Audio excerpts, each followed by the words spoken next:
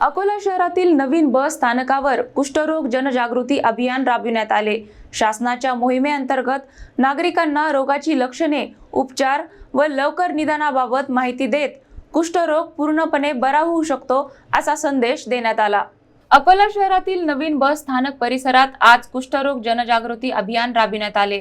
महाराष्ट्र शासनाच्या वतीने 30 जानेवारी ते 13 फेब्रुवारी दरम्यान आयोजित विशेष मोहिमेअंतर्गत हा उपक्रम राबविण्यात आला।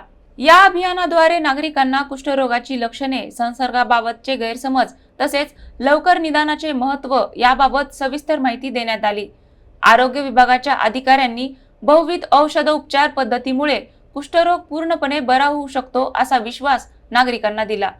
समाजातील भीती आणि कलंक दूर करण्यासाठी जनजागृती अत्यावश्यक असल्याचेही यावेळी सांगण्यात आले। आरोग्य पथकाने पत्रके वाटप करून नागरिकांशी प्रत्यक्ष संवाद साधला।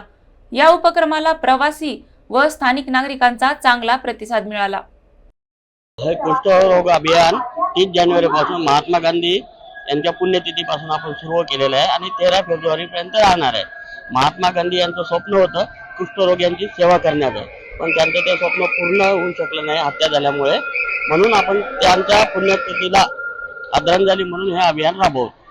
आपण हा पूर्ण जिल्ह्यामध्ये ग्रामपंचायत मध्ये शपथ घेतो, नंतर जनजागृती करतो। पूर्ण जिल्ह्यामध्ये आश्रम शाळा असेल, वीटभट्टी असेल, या ठिकाणी आपण तपासणी करतो। आजपर्यंत जवळपास 1000च्या जवळपास लोकांची तपासणी झालेली आहे जिल्ह्यामध्ये आणि आपण हे अभियान संपल्यानंतर मग तपासणीचं अभियान चालू करतो। जे आपल्याला संशयित रुग्ण मिळतात त्यांची मग तपासणी केली जाते।